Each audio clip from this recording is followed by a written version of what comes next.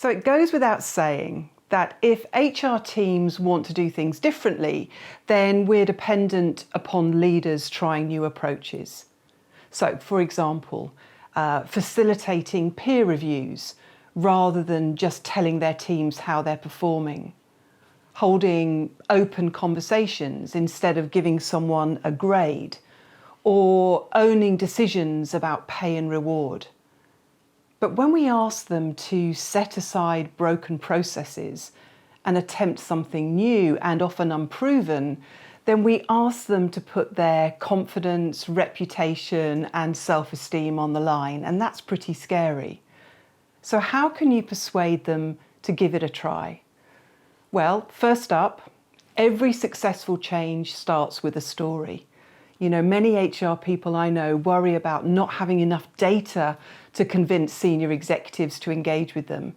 And it's true, many leaders in finance and operations are a highly analytical, logical bunch who require the backup of figures to convince them of an argument. So I'm not saying that data is irrelevant, but I think we give it a higher level of importance than it merits.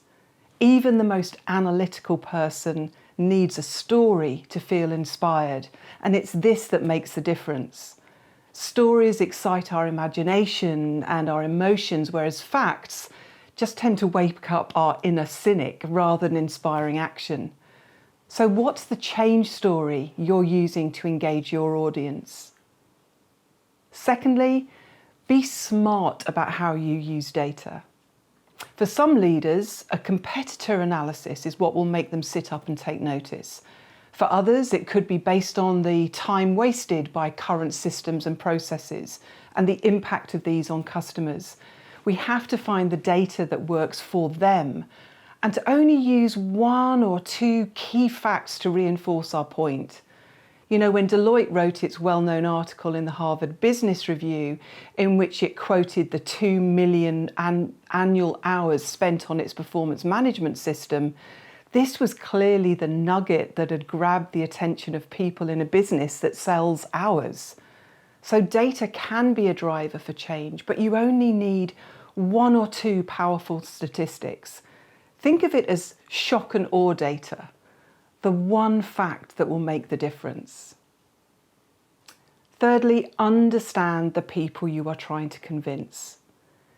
Picture the person or function that you will predict will be the most challenging to convince of the need to do things differently.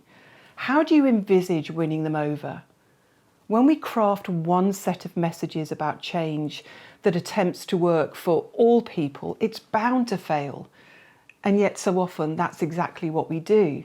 I'm sure you've been on the receiving end of those types of communications and you switch off because it just doesn't feel relevant to you. Each leader will have their own attitude, experiences, fears and motivations, and we should be taking them into account. If we're serious about crafting messages that work, we need to dig deeper into their needs. You can borrow the marketing technique of customer persona and identify 2 or 3 leadership persona to help you focus on a small range of different messages that work for the different personalities and different attitudes that you're working with. And finally, break the change down into smaller chunks.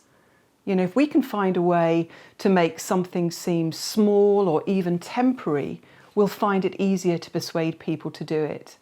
Getting going is often the hardest part of change because it feels so daunting. But anyone can accomplish something useful in 5 minutes and do it again the next day. Our confidence grows as we discover it's not so difficult after all, and we want to do some more of it. And we can use this approach in HR when we want leaders to change their habits. Instead of asking leaders to have continuous conversations with their staff each day, which sounds really daunting and frankly exhausting, we could suggest that they have one weekly 5-minute conversation with a couple of their people by their desk and to comment on one good thing that they've done that week. So create a compelling change story, support with shock and awe data, craft the messaging for each individual, and make the changes seem much smaller and easier to achieve. You'll find this more impactful when persuading leaders to try something new. Hi, and thanks for watching. If you found it useful, make sure you subscribe and turn on notifications to get more videos like this.